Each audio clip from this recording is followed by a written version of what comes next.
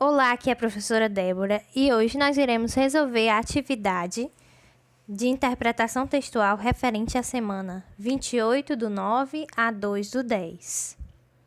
Então, vamos lá. Leia o texto abaixo e responda. Gabi, não ande com os pés no chão. Tá bom, mãe. Tá bom, mamãe. Contra a força, não há argumento. É incrível como os adultos complicam as coisas mais elementares. Engraçado, né, essa tirinha? Primeira questão. No trecho, tá bom, mamãe. A expressão destacada revela que a linguagem de Gabi é, no caso, tá bom. Tá bom é o quê? É uma linguagem desrespeitosa, ela está sendo desrespeitosa com a mãe dela. Não, ela está, tá bom, mamãe, tá aceitando, né? Desafiadora, tá desafiando a mãe? Não, também não. C, informal. Tá bom. O que vocês acham? D, regional. Só em algum lugar, aqui na região Nordeste que fala tá bom? Ou em outras regiões também fala? Outras regiões também falam, tá bom. Nacional, só no Brasil que fala tá bom? Não necessariamente, certo? Se você vê outro país que fala português também, ele pode falar tá bom, certo? Então, nesse caso, qual seria a resposta? Item C, informal. Se ela fosse falar no formal, seria está bom, certo? Está bom. Mas no informal, na fala, no dia a dia, ela falou tá bom. O tá é a abreviação de está, certo? Na escrita, a gente pode escrever está, estou, certo? Estava, mas na fala, né? A gente pode falar tá, tô, certo? Tava, mas jamais na escrita a gente pode escrever tá. Só se for representando a fala de alguém, como aí na tirinha, certo? Porque o tá, ele representa uma linguagem formal. E na escrita, pede-se a linguagem formal, ok? Então, a resposta, item C. Próxima questão. Leia o texto para responder a questão a seguir. A exploração da madeira na Amazônia. Cerca de 600 mil pessoas vivem da madeira na região norte, destruindo anualmente milhares de quilômetros quadrados de florestas, ao que se soma a destruição na região centro-oeste e o pouco que resta da Mata Atlântica. Em 1999, segundo o Instituto Nacional de Pesquisas Espaciais, o INPE, o INPE, ocorreram entre julho e dezembro mais de 1.000 focos de incêndio por dia na Amazônia, 2/3 deles em Mato Grosso, no Pará e em Rondônia. A isto se soma o envenenamento dos rios provocado pelas descargas de mercúrio dos garimpos. Os números da destruição de nossas florestas têm crescido a cada ano, e algumas áreas do país já sofreram o fenômeno da desertificação. Gente, esse texto aí, ele foi escrito ele é de 1998, 1999, certo? Ele fala sobre 1999. Vejam aí, alguma coisa mudou de 1999 para 2020? Vejam o cenário, as notícias atuais para ver o que está acontecendo, certo? Com as florestas. Tanto na Amazônia como no Pantanal, certo? Vejam aí o que está acontecendo com as florestas, com o meio ambiente do Brasil como um todo, certo? O que eles, no caso, o meio ambiente está sofrendo bastante. Culpa das pessoas que estão provocando os incêndios, as queimadas, certo? E, além disso, poluindo os rios, certo? Poluindo as ruas, né? Não precisa ir muito longe para uma floresta, não. Aqui próximo, né? Nas nossas redondezas, poluindo os rios, os riachos, poluindo as ruas, colocando lixo nas ruas, certo? A gente tem que ter cuidado com isso, tem que cuidar do meio ambiente, certo? Porque ele é importante para a nossa vida, certo? Tanto a questão, né, para a gente poder respirar um ar puro, para a gente poder receber os frutos, alimentos que vem deles, né? A questão do oxigênio que vem das plantas também. Então, nós devemos ter essa consciência e preservar o meio ambiente, certo? Ok? Então, vamos agora para a segunda questão. Sabemos que fatos como este continuam acontecendo, como eu falei, né? Desde muito antes de 1999 até hoje vem acontecendo por imprudência mesmo dos seres humanos, certo? De alguns seres humanos. E cada vez mais nosso planeta está sendo ameaçado.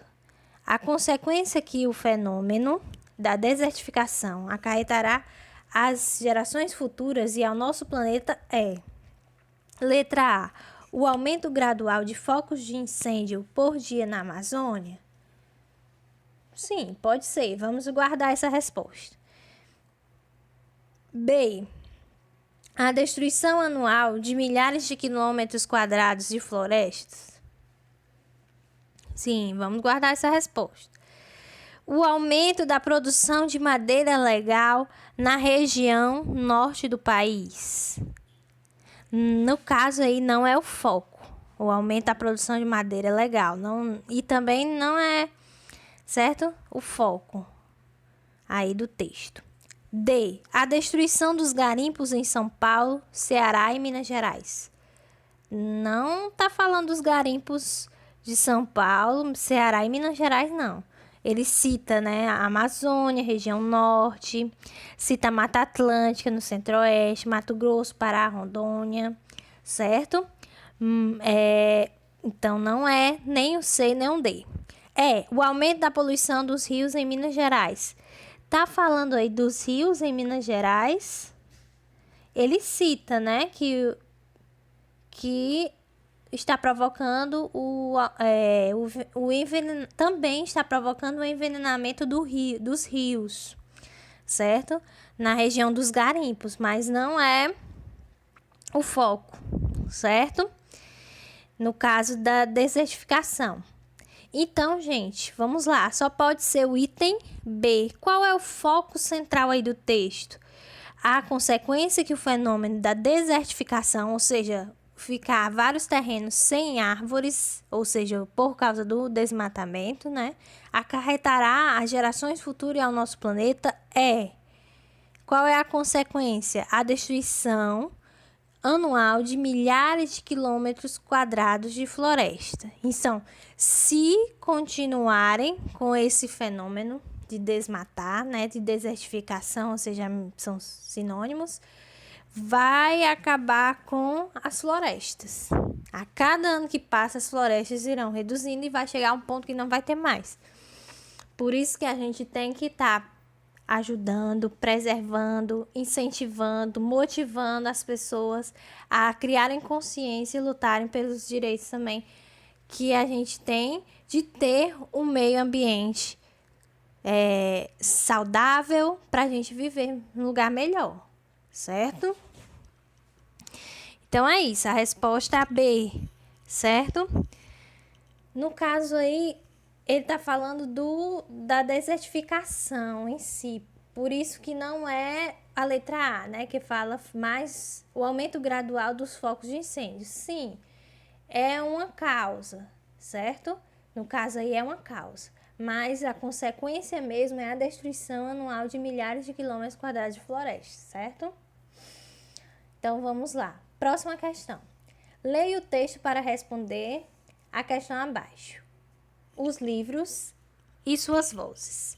Sempre gostei muito de livros e, além dos livros escolares, li os livros de história infantis e os de adultos, mas estes não me pareciam tão interessantes. A não ser, talvez, Os Três Mosqueteiros, numa edição monumental, muito ilustrada, que foram do meu avô. Aquilo era uma história que não acabava nunca. E acho que esse era o seu principal encanto para mim. Descobri o dicionário, uma das invenções mais simples e formidáveis, e também achei que era um livro maravilhoso, por muitas razões. Quando eu ainda não sabia ler, brincava com os livros e imaginava-os cheios de vozes contando o mundo.